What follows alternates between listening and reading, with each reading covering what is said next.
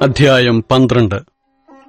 ആകയാൽ നാമും സാക്ഷികളുടെ ഇത്ര വലിയൊരു സമൂഹം നമുക്ക് ചുറ്റും നിൽക്കുന്നതുകൊണ്ട് സകല ഭാരവും മുറുകപ്പറ്റുന്ന പാപവും വിട്ട് നമുക്ക് മുമ്പിൽ വച്ചിരിക്കുന്ന ഓട്ടം സ്ഥിരതയോടെ ഓടുക.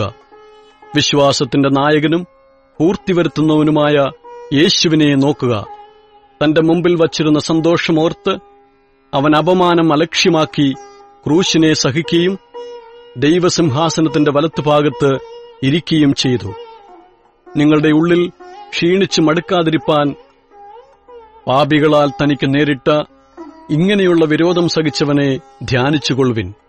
പാപത്തോട് പോരാടുന്നതിൽ നിങ്ങൾ ഇതുവരെ പ്രാണത്യാഗത്തോളം എതിർത്തു നിന്നിട്ടില്ല. മകനെ, കർത്താവിന്റെ ശിക്ഷ നിരസിക്കരുത്. അവൻ ശാസിക്കുമ്പോൾ മുഷികയുമരുത്.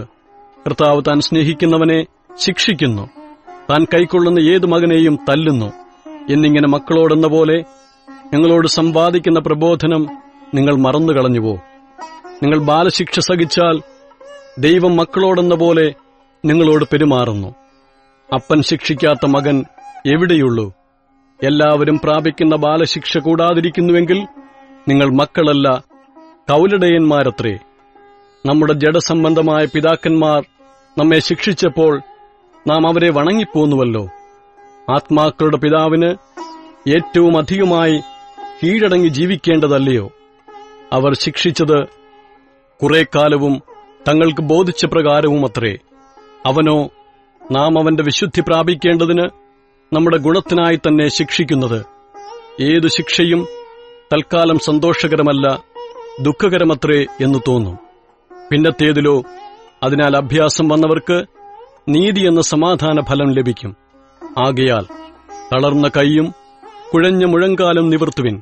മുടന്തുള്ളത് ഉളുക്കിപ്പോകാതെ ഭേദമാകേണ്ടതിന് നിങ്ങളുടെ കാലിന് പാത നിരത്തുവിൻ. എല്ലാവരോടും സമാധാനം ആചരിച്ച് ശുദ്ധീകരണം പ്രാപിപ്പാൻ ഉത്സാഹിപ്പിൻ. ശുദ്ധീകരണം കൂടാതെ ആരും കർത്താവിനെ കാണുകയില്ല. ആരും ദൈവകൃപ വിട്ട് പിന്മാറുകയും വല്ല കൈപ്പുള്ള വേരും മുളച്ച് കലക്കമുണ്ടാക്കി അനേകർ അതിൽ മലിനപ്പെടുകയും ആരും ദുർനടപ്പുകാരനോ ഒരൂണിന് ജ്യേഷ്ഠാവകാശം വിറ്റുകളഞ്ഞ യേശാവിനെ പോലെ അഭക്തനോ ആയിത്തീരുകയും ചെയ്യാതിരിപ്പാൻ കരുതിക്കൊള്ളുവിൻ. അവൻ പിന്നത്തേതിൽ അനുഗ്രഹം ലഭിപ്പാൻ ആഗ്രഹിച്ചു, കണ്ണുനീരോടുകൂടെ അപേക്ഷിച്ചിട്ടും തള്ളപ്പെട്ട് മാനസാന്തരത്തിന് ഇട കണ്ടില്ല എന്ന് നിങ്ങൾ അറിയുന്നുവല്ലോ. സ്ഥൂലമായതും തീ കത്തുന്നതുമായ പർവ്വതത്തിനും മേഘതമസ്, കൂരിരുട്ട്, കൊടുങ്കാറ്റ്, കാഹളനാദം, വാക്കുകളുടെ ശബ്ദം എന്നിവയ്ക്കും അടുക്കലല്ലോ നിങ്ങൾ വന്നിരിക്കുന്നത്. ആ ശബ്ദം കേട്ടവർ ഇനി ഒരു വചനവും തങ്ങളോട് പറയരുതേ എന്നപേക്ഷിച്ചു. ഒരു മൃഗമെങ്കിലും പർവ്വതം തൊട്ടാൽ അതിനെ കല്ലെറിഞ്ഞു കൊല്ലണം എന്നുള്ള കൽപ്പന അവർക്ക് സഹിച്ചുകൂടാഞ്ഞു. ഞാൻ അത്യന്തം പേടിച്ചു വിറയ്ക്കുന്നു എന്ന് മോശയും പറയത്തക്കവണ്ണം ആ കാഴ്ച ഭയങ്കരമായിരുന്നു. പിന്നെയോ സിയോൻ പർവ്വതത്തിനും ജീവനുള്ള ദൈവത്തിന്റെ നഗരമായ സ്വർഗീയ യെരൂശലേമിനും അനേകായിരം ദൂതന്മാരുടെ സർവ്വസംഘത്തിനും സ്വർഗ്ഗത്തിൽ പേരെഴുതിയിരിക്കുന്ന ആദ്യജാതന്മാരുടെ സഭയ്ക്കും എല്ലാവരുടെയും ദൈവമായ ന്യായാധിപതിക്കും സിദ്ധന്മാരായ നീതിമാന്മാരുടെ ആത്മാക്കൾക്കും പുതുനിയമത്തിന്റെ മധ്യസ്ഥനായ യേശുവിനും ഹാബേലിന്റെ രക്തത്തേക്കാൾ ഗുണകരമായി സംസാരിക്കുന്ന പുണ്യാഗരക്തത്തിനും അടുക്കലത്രേ നിങ്ങൾ വന്നിരിക്കുന്നത്. അരുളിച്ചെയ്യുന്നവനെ നിരസിക്കാതിരിപ്പാൻ നോക്കുവിൻ.